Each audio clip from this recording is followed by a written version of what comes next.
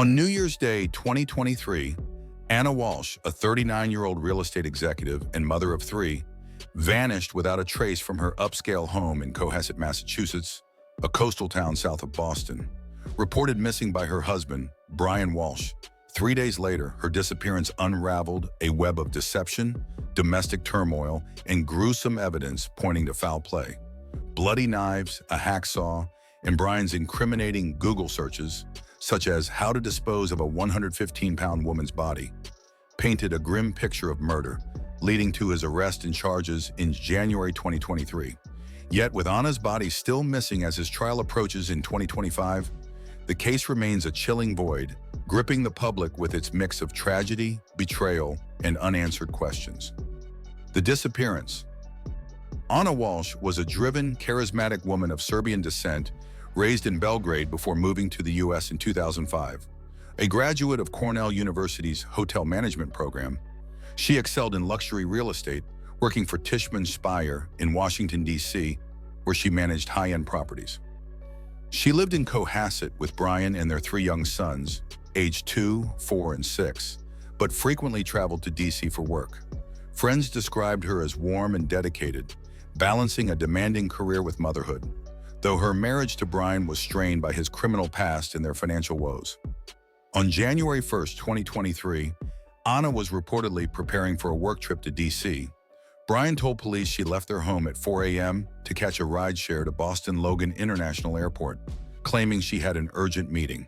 However, no record of a rideshare, flight, or her presence at the airport existed. Her phone was off and her credit cards showed no activity. On January 4th, her employer and a family friend alerted Cohasset police after Ana missed work and Brian failed to contact them. Brian claimed he last saw her at 6 a.m. and waited to report her missing at her request, citing her need for space. This delay, coupled with his evasive demeanor, raised immediate suspicion. Cohasset police launched a search, scouring the Walshes' 200-square-foot colonial home and surrounding woods. Ana's purse containing her wallet and keys was found inside, and her Mercedes SUV remained in the garage, contradicting Brian's story. Ground searches, K9 units, and drone sweeps yielded no clues, but evidence soon pointed to a darker scenario. The investigation. A trail of blood and deception. The investigation quickly focused on Brian Walshe, a 47-year-old with a checkered past. In 2021, he pleaded guilty to federal fraud charges for selling fake Andy Warhol paintings, netting $80,000, and was under house arrest with an ankle monitor in 2023, awaiting sentencing. His finances were dire. Bank records showed the couple owed $800,000, and Ana was the primary breadwinner. Court documents later revealed Ana's suspicion of Brian's infidelity and her intent to separate, though she stayed for their children.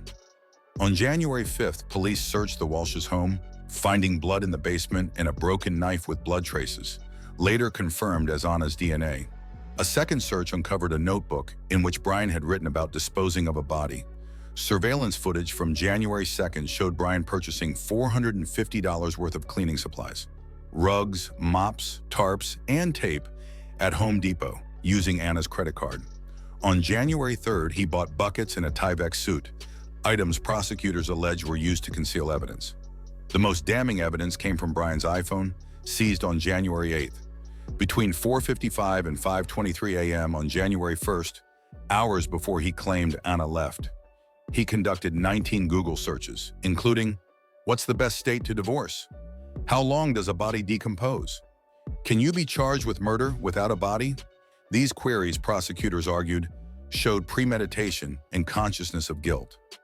Investigators traced Brian's movements after January 1st. On January 2nd, he visited dumpsters in Abington and Swampscott, disposing of garbage bags containing a hacksaw, a blood-stained rug, Ana's clothing, and her COVID-19 vaccination card. A search of a Peabody transfer station, where trash from the dumpsters was sent, found additional evidence: a Prada purse, a necklace, and boots matching Ana's belongings, all blood-stained. On January 8th, Brian was arrested for misleading police, charged with providing false statements about his whereabouts. On January 17, Norfolk County District Attorney Michael Morrissey upgraded the charges to first-degree murder, tampering with evidence, and disinterment of a body, alleging Brian killed Ana in their basement, dismembered her, and scattered her remains. The case against Brian Walshe. Brian's arraignment on January 18, 2023, set the stage for a high-stakes legal battle. Held without bail at Norfolk County Superior Court, he pleaded not guilty. Prosecutors painted him as a calculating killer, motivated by financial dependence on Ana and her plans to leave him. They cited a pattern of violence. In 2014, Ana reported Brian to DC police for threatening to kill her, though no charges were filed. The state's case rests on physical evidence. Blood, DNA, and the hacksaw, coupled with Brian's searches and disposal efforts, which they argue prove he murdered and dismembered Ana. The defense, led by attorney Larry Tipton, contends the case is circumstantial. They argue no body means no definitive proof of death, and the blood evidence, a small amount in the basement, doesn't confirm murder. Tipton has challenged the Google searches' admissibility, claiming they were taken out of context and could relate to Brian's fraud case or curiosity, not murder. The unknown male DNA on the hacksaw, not matching Brian, has been floated as evidence of another suspect, though prosecutors dismiss it as contamination from the dumpster. Brian's trial, initially set for late 2024, was postponed to July 2025 due to the defense's need to analyze over 20,000 pages of discovery, including complex DNA and cell phone data. Judge Beverly Canone will preside, with prosecutors seeking a life sentence without parole if convicted. A chilling void and lasting impact. The absence of Ana's body is the case's defining void. Despite extensive searches of landfills, woods, and reservoirs, her remains have not been found, a fact the defense leverages to argue reasonable doubt. Legal expert Jennifer Roman told NBC Boston that Brian's searches and disposal efforts create a strong circumstantial case, but juror skepticism about the lack of a body could pose challenges. Ana's disappearance has devastated her family and community. Her sons, now in protective custody with the Massachusetts Department of Children and Families, are shielded from the case's publicity. Ana's mother, Milanka Lubisic, traveled from Serbia, pleading for answers, while friends launched a GoFundMe for the boy's future. Cohasset, a tight-knit town of 8,000, has grappled with the shock, with residents lighting candles at vigils and local police increasing patrols to ease fears. As the trial nears, the mystery endures. Did Brian kill Ana in a fit of rage or calculation? Could another suspect explain the unknown DNA?